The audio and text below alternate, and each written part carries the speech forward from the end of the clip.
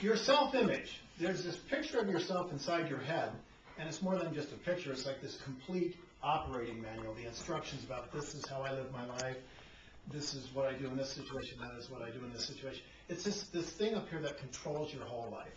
And some of what's up there in your head, the self-image, is stuff that's useful and it makes your life better. And a lot of it is goofy stuff. It's junk that it makes your life harder.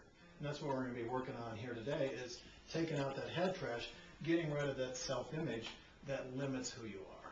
And this self-image, it got into your head by accident, right? Nobody out there picked to be shy or non-assertive or non-successful or, you know, any of these things that we see as our problems, right? Did anyone go pick those kind of things? Like, oh, I'd really like to be frustrated my whole life. Anyone choose that? No, the stuff that Lisa said, it got into our heads by accident.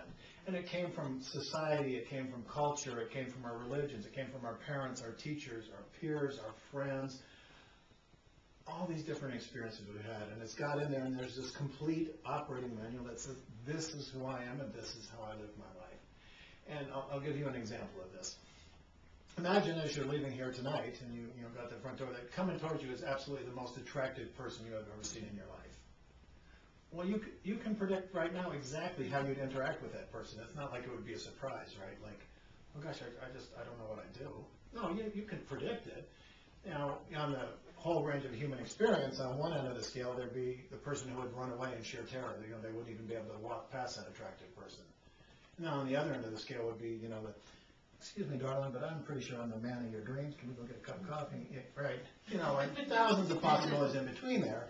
But whatever your thing would be, it's not like it would be a surprise, right? Because that's your self-image. That's this programming in your head that says, this is what I do in the face of a really attractive person.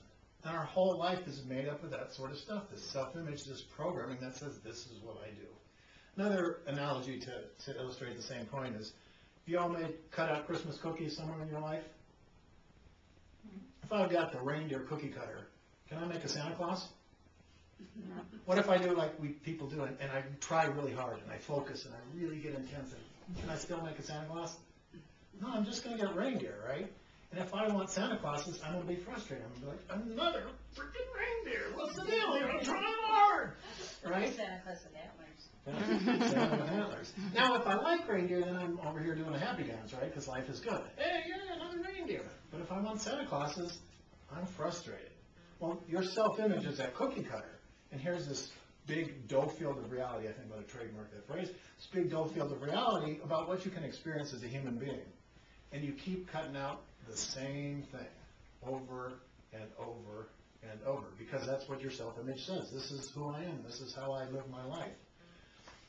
A couple classic examples of that are, anybody ever known somebody where they date somebody who's not a good fit for them, and then they break up, and 3 months...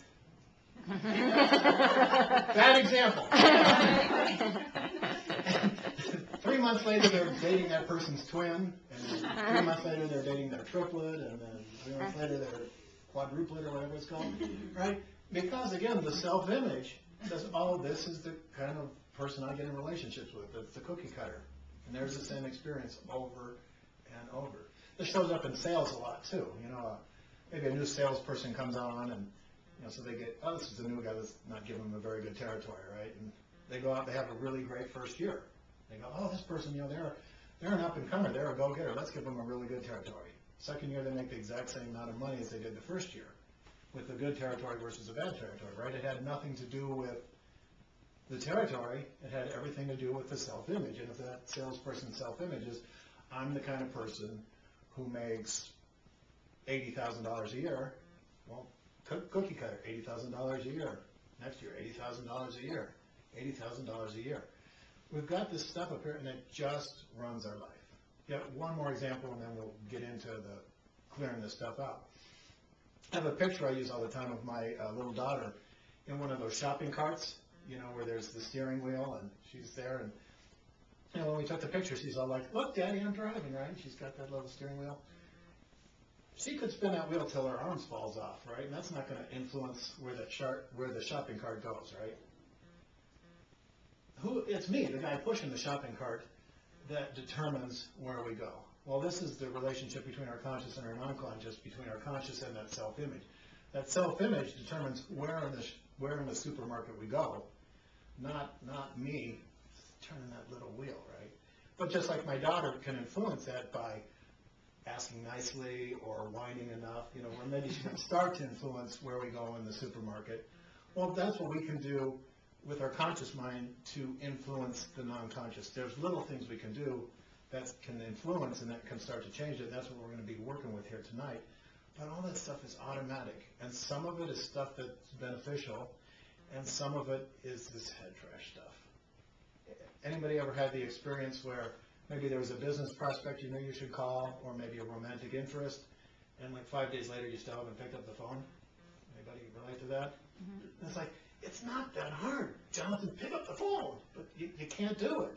That's because there's this head trash. There's something that's in conflict with your self-image up here, and it absolutely stops you dead in your track. It's like hitting an invisible brick wall, and you can't do that thing because it's not congruent with the self-image. So when we go in here and we do some work and we change the self-image, it opens up new doors for you to experience different results in your life.